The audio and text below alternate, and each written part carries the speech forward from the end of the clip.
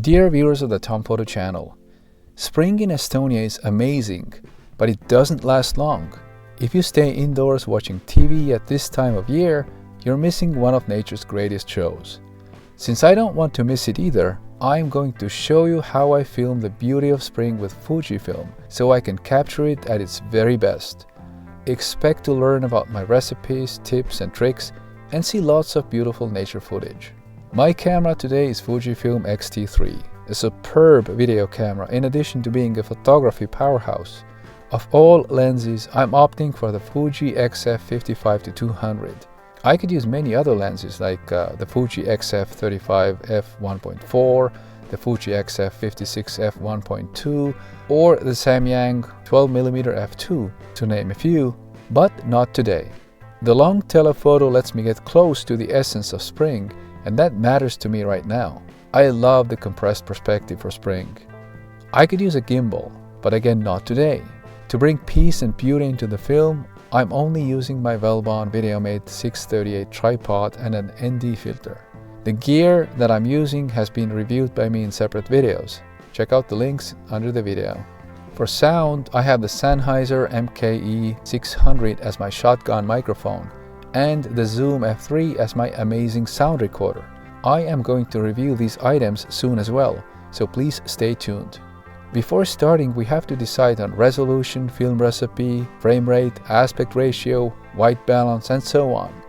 I need to make these decisions before I start going out to film every few days, because consistency matters. With my Fuji X-T3, I'm going for 4K and the highest quality settings. My movie setting is H.265 in a .mov container, which allows recording in 10-bit 4:0 internally. I want 10-bit video at 400 megabits per second. This highest setting will be handy when capturing fast-flowing water or leaves dancing in the wind. It helps reduce compression artifacts. However, when filming a peaceful scene, 200 megabits per second is enough and will save disk space. Make sure your card in the camera has a V30 or V60 rating. My card is actually V90. If the card is too slow, the camera will stop recording after a few seconds. I want 60 frames per second because my final video is going to be 30 frames per second, and then I can slow down my footage by 2x. This will suit the slow pace and cozy atmosphere of the film, because there's nothing to hurry about when observing nature. Why not cinematic 24 frames per second, you might ask? Don't I want it to be cinematic? In fact, I deliberately don't. Not only because people have gotten tired of the cinematic look, as it has been done so many times that it has lost its novelty, but mainly because I want my film to reflect reality. I want it to be beautiful more than anything else. I want to convey the feeling of beauty, freshness, optimism, and a new beginning. A cinematic look would be going in the wrong direction for me. What film recipe should I use? Many people would suggest log or Eterna for advanced color grading. Not today. Something artificial that suggests heavy editing is exactly what I want to avoid. A fair number of people would then suggest classic chrome for a timeless look, but a timeless look does not work with spring. Spring is a transient burst of beauty, energy, and freshness, if you ask me.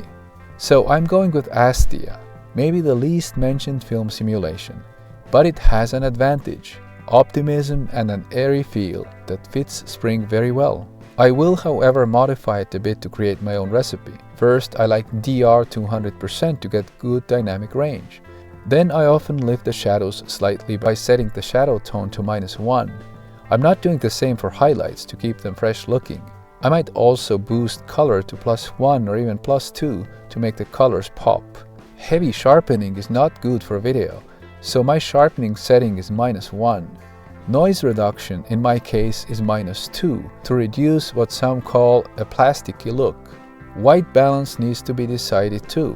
Auto white balance is not perfect. Something as simple as a cloud passing between you and the sun will shift the colors, so I prefer to use a fixed white balance.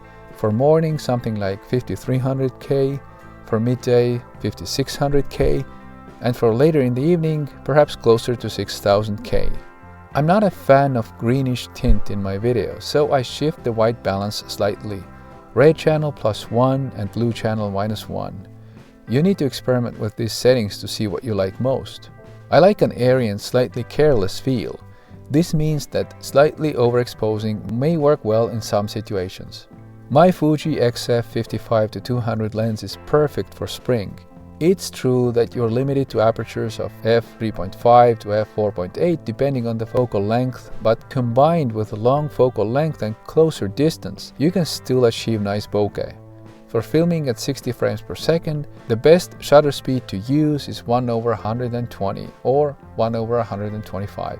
This is close to the 180-degree rule and maintains a crisp image when slowed down to 30 frames per second, which I intend to do quite a bit.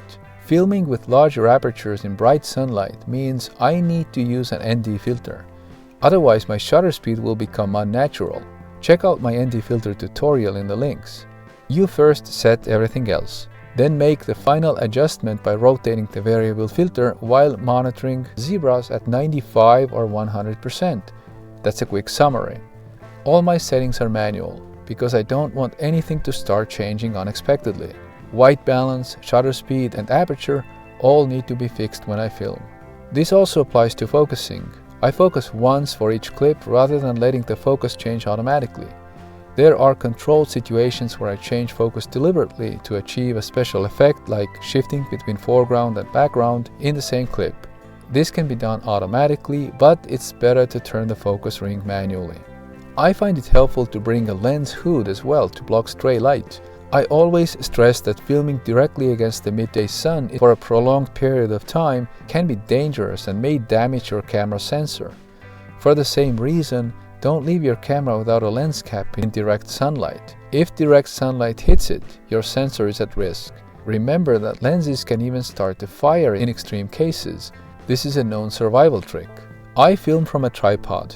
In many cases, not moving the camera at all is the best solution. However, for added interest, drifting very slowly in a certain direction at a constant speed can work well. I used to do this too quickly in the past, which made the video feel hectic and less professional. Do less, but do it well is the rule I try to follow. If you pan in one direction and then cut to another location, it is generally good to pan in the opposite direction, or your viewers may feel disoriented. And when you end a clip with the main subject on one side or in one corner, try to start the next clip with the main point of interest in roughly the same position. Of course, rules are meant to be broken. This is how you make your video your own. Many people suggest turning off optical image stabilization when filming on a tripod to avoid micro jitters. It's probably good advice, although I admit I don't always follow it. For nature photography, composition matters to me. I try to follow the rule of thirds, foreground layering, and find leading lines. I know these are classical suggestions, but if you focus on beauty, classical compositions are a bit easier on the eye and work better in this context. Then varying your perspective is important too, and filming only in the sun can get boring. Maybe bring in cloudy days as well. Switching between close-ups and wider angles adds variety. Mornings and evenings also look quite different in the film. Layering sound can add a lot to your video. And this brings us to sound, the recurring questions in nature videos. The easiest solution is to use quiet background music. However, natural sound is also very important, either combined with music or on its own. Built-in camera microphones may work for some situations, but not for high-quality nature sound.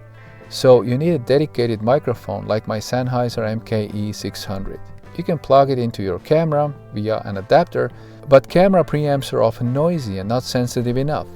That's why I use the Zoom F3, a compact professional audio recorder. I'll review these items separately soon to explain my choices. A couple more tips about sound. When recording, don't place the microphone too close to your camera or tripod. They make noise. Your lens has a motor and it's not silent, and you may press buttons while filming. The best approach is to record sound separately, but at the same location, either immediately before or after filming. You can place your microphone right next to the subject, whether it's a frog or dripping water. If you must record sound and video simultaneously, place the microphone farther away from the camera. If you film the way I do, you will have relatively little to do in post-production. I used Kdenlive, Live, also reviewed by me in a separate video, to render my videos. I add sound and make very small lighting corrections. That's it. I leave color grading for future projects.